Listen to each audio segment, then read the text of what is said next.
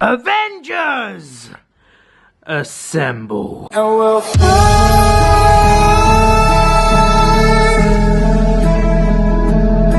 Oh, we'll fly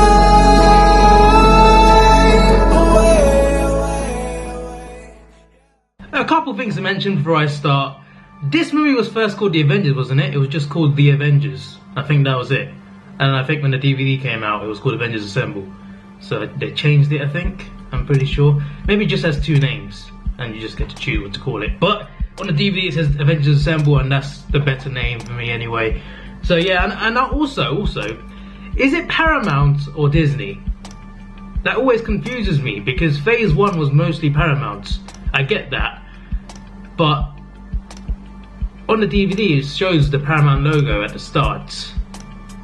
And it's a Paramount film, as said in the credits. But right at the end it says distributed by Disney. So what's going on here? Apparently Disney bought Marvel in 2009 as well. That probably explains why there was no MCU movie in 2009. They just skipped that whole year. Maybe it was in the process of being bought. But then why was Thor, Captain America all Paramount and not Disney? And then this is both Disney and Paramount somehow. How does that work? Did they co-own it for a while and then Disney took it completely in Phase 2? I don't flipping know. Okay, I don't really know what's going on with that. But yeah, on to the talking about the movie. Now, I saw this with my mom, my cousin, and my auntie. I remember this. It was a family trip to go and see this movie. Obviously, my mom and auntie didn't see the other movies before this, but I did. Don't think my cousin did. It was just me who anticipated the most. But yeah, I remember really enjoying it, and every time I watch it, it just gets better. It's just a really enjoyable movie. You know, just really good. So well put together. Some really cool action sequences, especially the last battle was just unreal. And yeah, just an all-round amazing movie. You know, not the best MCU movie, but arguably top 5. Arguably top 5. There have been really good ones though, like Winter Soldier, Guardians of the Galaxy, Civil War, a few others too that can be and will be considered better than this one. Ragnarok as well, that was a great one as well. But this was still a great movie, and this was the movie that put the MCU on the map. You know, put everything on the map. This was the culmination of Phase 1, and it really paid off. It was brilliant. I'd give it a 9 out of 10. Actually, 8.5. 9 is too nice, I think. But it was a really well put together movie. It's not perfect, but no movie is perfect. But for a superhero movie, this was just like really good. Before I watched it though, on the DVD, on the menu, they play the Avengers theme song, and it's so iconic, and it just gives you goosebumps. So I didn't press play. I just had to like sit there and listen to it like a few times on loop, because it's just such a cool theme song, and I would play it, but it could be copyright, so I would refrain from that. So it starts with the other. The other is that small guy who talks for Thanos. Thanos is in presence. He's talking to Loki. The guy's called The Other. I don't know why he's called The Other. I think it's a silly name personally, but he's talking to Thanos. You can't see Thanos yet, of course. We don't know who he's talking to at this point, which is well, he gets to reveal later on in the movie. No, actually after credit scene. But yeah, he's talking to Thanos about Loki, about giving him a weapon, a scepter, and an army to conquer Earth. And The Other tells Thanos that the world will be Loki's, and the universe will be yours. He will be part of your rule. And yeah, that was quite a chilling scene. Obviously, when I first saw it, I didn't know who Thanos was, so it didn't give me any chills or anything. I didn't really know what was going on. But I knew Loki was working for someone, so I knew that much. But now, looking back on it, I know he's working for Thanos, which is, well, it's crazy stuff. So then you get Loki's entrance onto Earth. He gets mind control over Hawkeye and Dr. Selvig. I need to know the powers of each Infinity Stone. Like, I don't know too much about them yet. I mean, I know I've seen some of the things they do. I've seen the purple one in Guardians. I've seen what the red one does. But I need to know the names and what their powers are. You know, I know the Time Stone. I get that versus time.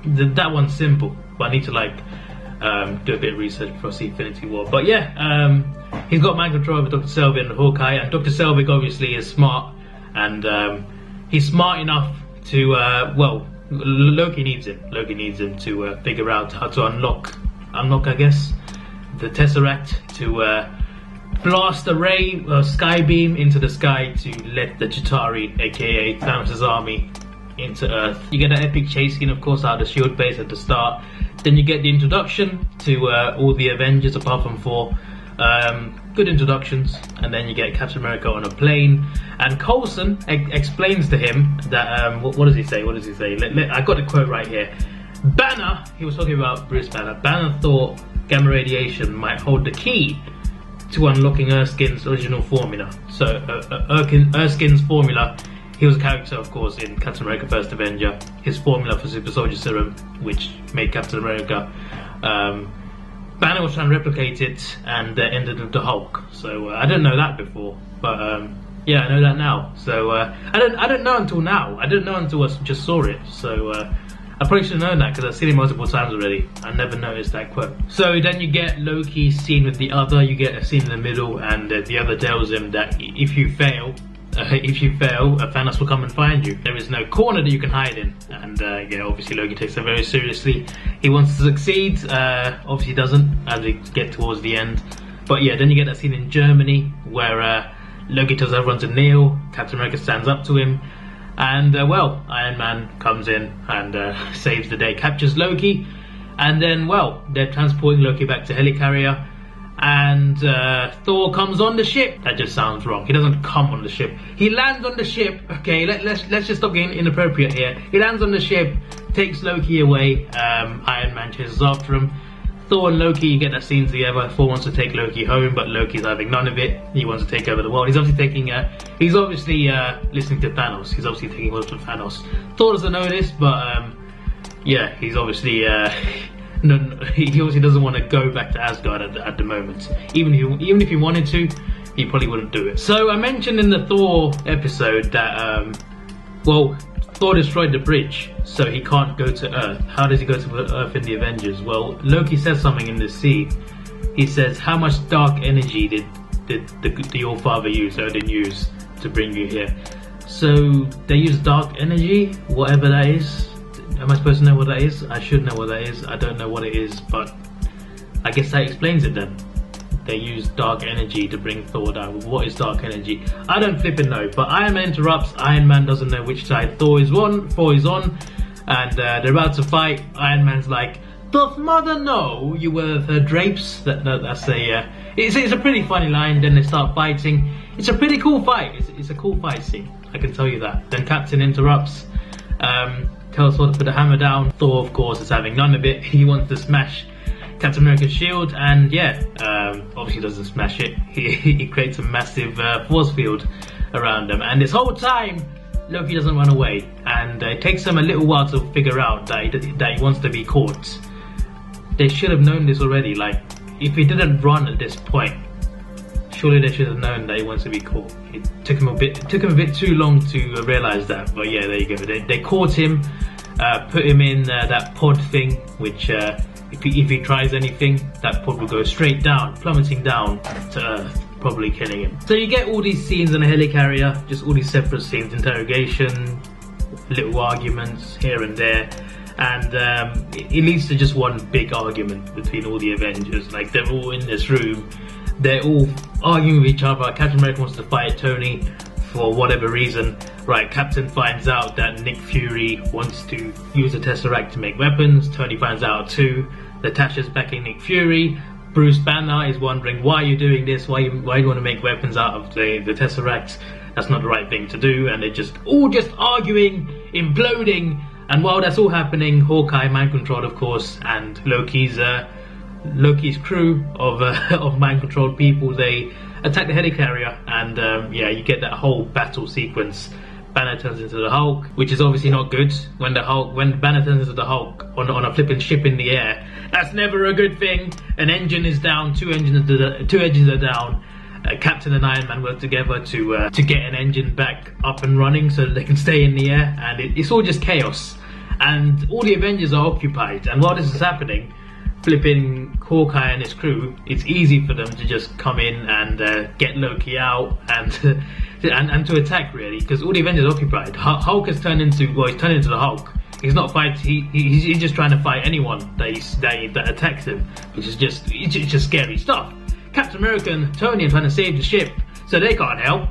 And then who you got? You got Natasha, the last line of defense. To be fair though, she does get Hawkeye back into his normal self by banging his head on a pole. Actually, I skipped too far forward there. I just remembered Hulk is about to kill Black Widow, then Thor interrupts, and Hulk and Thor have a fight. That's a pretty cool fight. If they're in Civil War, that'd probably be the best preview that you'd get if they were in it. That'd probably be if they were on separate sides, because they would be, right? Because if they're both on the same team, that team would win, surely. But yeah, I guess if they were in Civil War, that's what it might look like, I guess, a fight between them. But yeah, it was a pretty cool fight. And just after that, obviously Loki tricks Thor into the pod that he was in, and the pod falls with Thor in it. He kills Coulson first, of course. He doesn't actually kill Coulson, but Loki kills Coulson in this movie. He's supposedly dead, but it turns out in a TV show, an MCU TV show, Agents of S.H.I.E.L.D., he's actually alive. He's actually the main character, Coulson. So yeah, I do recommend that show, by the way. It's really good. Season 1 is a bit slow, but it improves as the time goes on. And season 3 and 4 are just amazing. 9 out of 10 at least. Those are brilliant seasons. Season 5 is good as well. It's currently ongoing. But yeah, it's a good TV show, so go check it out if you got the time. And obviously Hulk is he's lost now. He's off the helicarrier. He's just dropping into the ground. Obviously he survives, but he's gone. He's trying to take out a plane, of course. A plane attacks him, tries to take it out, falls out the sky. And well, Thor is in the pod that Loki was in. Loki releases him. The pod is just plummeting down. Obviously Thor escapes. So yeah, all that is before Black Widow knocks out Hawkeye. So I sort of like sped up too fast there. And then you get Coulson, well, as he's dying, which he doesn't actually die, but as he's dying in the movie. At this point, obviously, we all thought he was dying. Until the TV show was announced, we all thought he was dying. So obviously, at this point, we assume he's dying. While he's dying, he shoots Loki with whatever weapon he has. That was a pretty cool last moment. Well, it wasn't last moment really. Last moment in the movies, I guess. But yeah, that was a pretty cool scene. And yeah, just that whole scene of chaos, from that argument up to the climax of that particular scene, it was just really cool. It was just really well done. A massive implosion of the Avengers, but it also brings them together because Coulson's death, grouped by other things as well, it just brings them all together. So that's a nice touch. So Iron Man and Captain America, obviously they save the ship. So yeah, then like 5 minutes later, no, like a second later, they're sitting at the table, and Fury puts Coulson's card, because Coulson's a big fan of the Avengers, so he shows Coulson's cards with blood on it, and yeah, he brings up that famous quote. The quote: "There was an idea to bring together a group of remarkable people to fight the battles, so that they could fight the battles that we never could." I think I got a few words missed out, but that's more or less the quote, and it's such an iconic quote, you know, and it's in the trailer, of course, of Infinity War, and yeah, it's just a quote that you'll always remember when you look back on the MCU. This is just one of those quotes. It just gives you chills when you hear it. So Tony figures out that Loki is in New York because Loki wants an audience. He doesn't just want to beat the Avengers and conquer Earth. He wants an audience, and he chooses New York. Tony figures that out. Tony gets there first because he's the quickest. Obviously, he can go at supersonic speed. So yeah, he gets there. You get that scene with Tony and Loki. That was a pretty cool scene. I have an army. We have a Hulk. That's the most memorable part of that scene. But yeah, it ends with obviously him suiting up with his Mark 7, I'm pretty sure. That's his Mark 7. But obviously after he gets his suit, there's obviously some trouble as the sky beam is finally opened up by the Tesseract for the Chitauri, Thanos' army, to come into Earth and or to come to New York. Just New York. This is like every alien movie ever. Every alien-rated movie ever. The world's in danger. Attack on America. It's just a regular, common thing, I guess.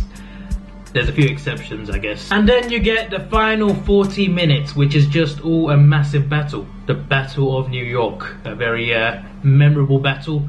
It was just really cool. Just from start to finish. from the start to the climax, it was just amazing.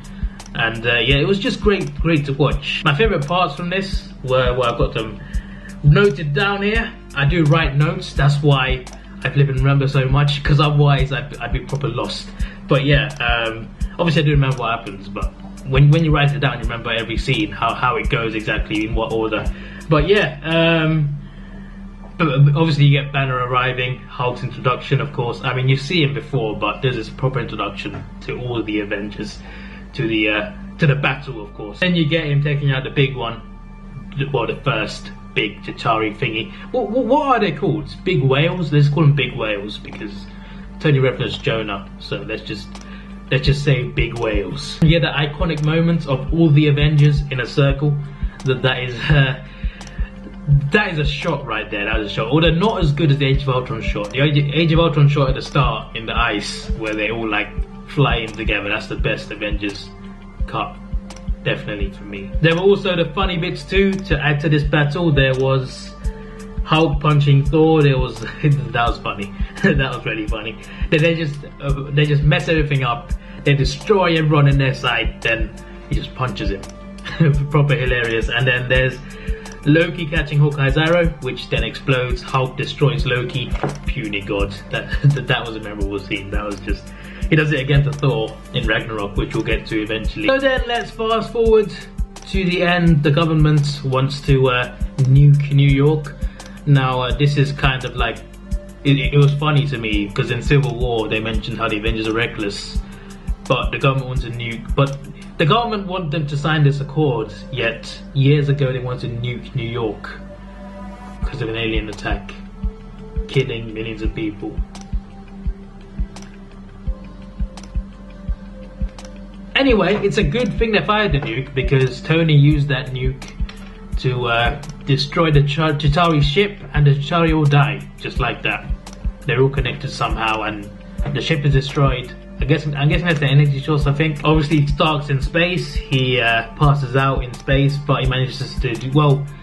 Black Widow closes the portal with Loki's scepter, and as she's doing that, Tony Stark's body, well, his armored body, just about sneaks back into Earth, but he's obviously unconscious at this point, and Hulk saves him, and well, he still could be dead at this point. Obviously, he doesn't die, but Hulk roaring wakes him up, and yeah, he mentions, well, they won, of course, and he mentions eating shawarma. Obviously, Loki is caught, and well, they all go their separate ways. Thor's taking Loki back to Asgard, of course.